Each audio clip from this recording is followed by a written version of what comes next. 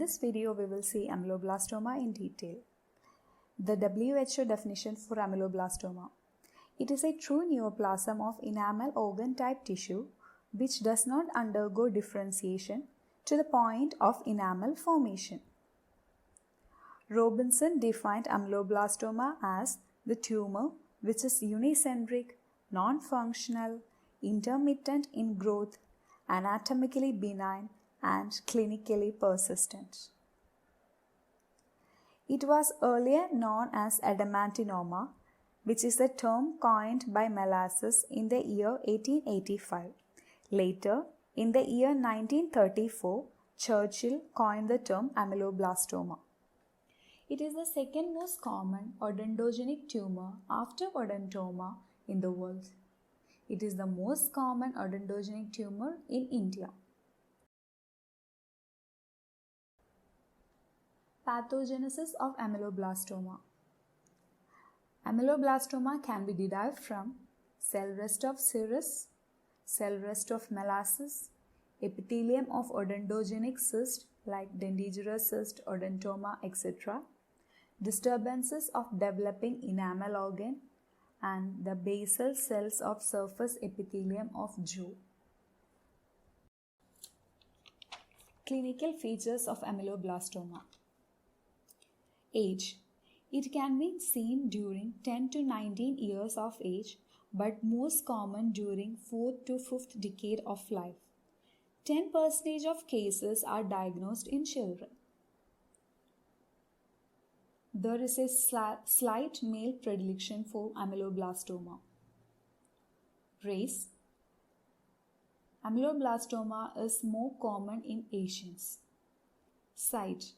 The molar ramus region of mandible account for 80 to 85% of cases, while premolar area account for 20%, incisor area for 10% of total cases, while the maxillary antrum constitute only 15% of the cases. Ameloblastoma are segregated into 4 different types based on clinical presentation. They are conventional or solid, unicystic, and peripheral. Ameloblastoma is slow growing and are asymptomatic during the early stages. The tumor enlarges over time. This leads to facial deformity and expansion of jawbone. The expansion is bony hard, non-tender, and can be ovoid or fusiform. This expansion leads to thinning of the overlying bone. This further leads to eggshell crackling. The teeth in the area of tumor become loose. But while considering the maxillary area, even very large tumor produce only a very little expansion because they extend into the sinus. Radiographic features of ameloblastoma.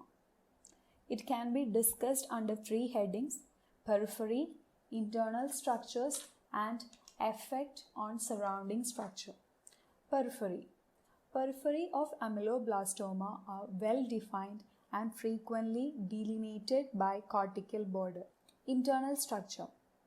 Totally radiolucent to mix it with the presence of bony septa, creating internal compartments. When the loculations are smaller, they form honeycomb appearance. When loculations are larger, they form soap bubble appearance. Soap bubble appearance is common in posterior area, while honeycomb appearance is common in the mandibular anterior region.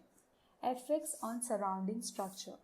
They cause extensive root resorption. Tooth become displaced.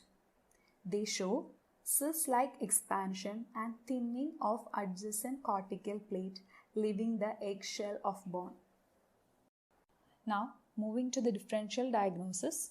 Differential diagnosis of small and unilocular ameloblastoma. Dentigerous cyst. As they are located around the crown of an unerupted tooth, often it is difficult to differentiate it from the dentigerous cyst.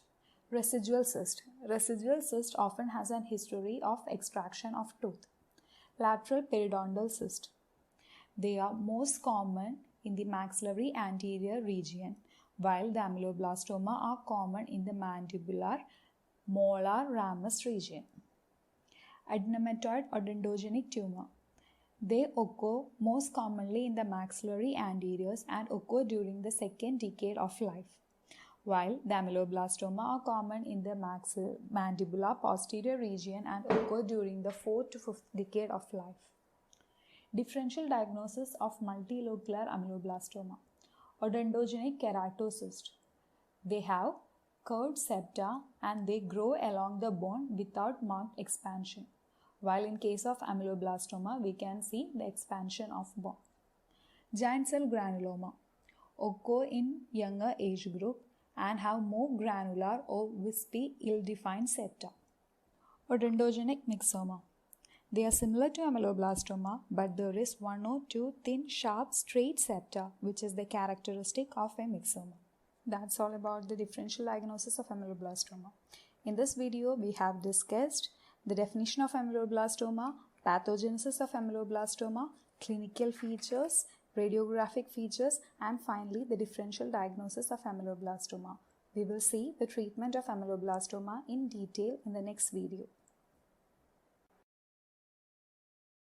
Follow us on our YouTube channel Guidant PSMDC and our Instagram page Guidant.